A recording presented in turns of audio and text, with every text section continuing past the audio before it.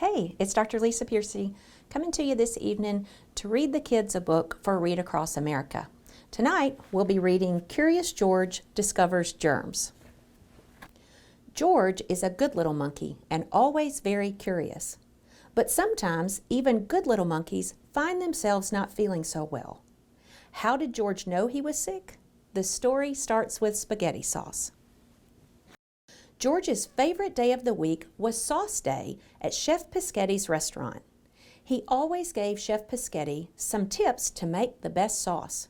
But today, instead of being able to taste the chef's new Molto Jolto sauce, George couldn't taste anything. Chef Pischetti sent George home, and the man with the yellow hat sent George to bed. Then he took George's temperature. "Fever, stuffy nose, and clammy paws," said the man. "You are definitely fighting a germ, George." "Do you know what a germ is?" George was curious. The man got out a book. There was a picture of a funny-looking blob. "This is a bad germ, George. There are good germs and bad germs. A bad germ is making you sick," the man explained. Germs are very small, and they can be found anywhere in your body. In your nose, your mouth, your stomach, your lungs. But that's enough biology for today.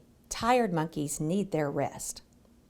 George might have been sick, but he was still curious. Where did the germ come from? And more important, how could he get rid of it? He was still wondering when he dozed off. Soon George was dreaming. In his dream, he was very small, just like a germ. He and his pal Noki were going to take a trip inside George's sleeping body to fight off the bad germs. George and Noki zoomed into sleeping George's mouth and landed right on his tongue. Yuck! It was soft and squishy, and there was music playing. They hadn't expected that. What could it be? It seemed to be coming from his nose. When George and Noki got to the nose, they saw a funny-looking blob strumming a guitar and singing. "I'll make you sniff and I'll make you sneeze. You won't be smelling that smelly cheese. We'll be making you sweat and making you squirm because that's how germs are being germs." George could hardly believe his eyes. "I'm Toots, the singing germ," he introduced himself, "and these are my backup singers, the germettes." Seeing Toots in his nose made George upset. He wanted that germ out of him. But Toots did not want to go. In fact, he took the germettes and headed to George's lungs, laughing and singing all the way. George and Noki chased the germs to the lungs. George noticed that when the lungs got smaller, air went out, and when the lungs got bigger, a rush of air came in. He was watching himself breathe. That's pretty cool, right? George's lungs gave him an idea. He remembered something he saw in the germ book. Coughing and sneezing are the lungs' way of doing their job and trying to force out bad germs. All George had to do was sneeze Toots right out of his body. George and Noki chased Toots and the germettes all the way to George's nose.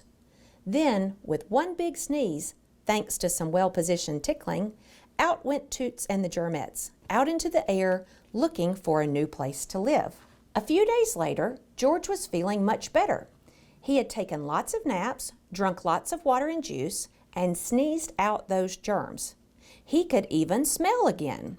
But it was clear where Toots and the germettes had found a new home. George's friend, the man with the yellow hat, was sick. The man had taken such good care of George when he was sick, and so now George wanted to help his friend get better too. So he made him some soup. George brought the soup to the man's bed. "Thanks, George," the man said, but when he tried the soup, he couldn't taste anything. George wanted to taste it, but his friend stopped him. "George, don't use that spoon. It might be covered with my cold germs. You don't want to get sick again, do you?" the man asked. George definitely did not want to get sick again. That made George curious. How else did germs get from one person to another? He looked at his germ book. George knew that the germs were in him just a few days ago, but his friend hadn't used George's spoon or fork or cup. Do you think the man caught George's germs when he sneezed or coughed? Looking at the book made George sleepy. He drifted into another dream. Now he and Noki were inside the man with the yellow hat's body. There was that music again, coming from the man's stomach. He needed to find Toots so they could kick him out again. Well, I've been lots of places, floating free as a wheeze, riding on your silverware or flying on sleeves. I played in many people all across this great big land, especially in the folks who don't like to wash their hands. Because soap makes me wiggle and soap makes me sneer, one side of soap, and this Toots is out of here. If George heard Toots correctly, getting his friend to wash his hands would be a good way to help him get rid of the germs and feel better. But Toots and the germettes remembered George and knew they needed to get away from him. "We're off to play in another body," Toots said. They were going to infect someone else. "Get ready to hop on that hand when he wipes his nose," yelled Toots to the germettes. George didn't want germs inside his friends, but he didn't want anyone else to be sick either. He had to stop them. When the bell rang and the man got up to answer the door, Toots and the germettes were ready for a new body, Professor Wiseman's. She had also made some soup for her sick friend. George and Noki zoomed out after the germs and landed with a thud on Professor Wiseman's hand. The germs were startled. "Oh, it feels like something is crawling on my hands," Professor Wiseman said. "I should probably wash them inside." Professor Wiseman went to the bathroom and washed Toots and the germettes right down the drain. Not only had George chased those germs out of his friend, he, and some soap, had stopped them from getting Professor Wiseman sick too. When George woke up from his dream, he felt great. But he went straight to the bathroom to wash his hands and his feet just in case.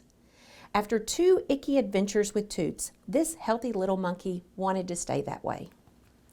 I hope you guys have enjoyed this book about how to stay healthy. Remember, wash your hands.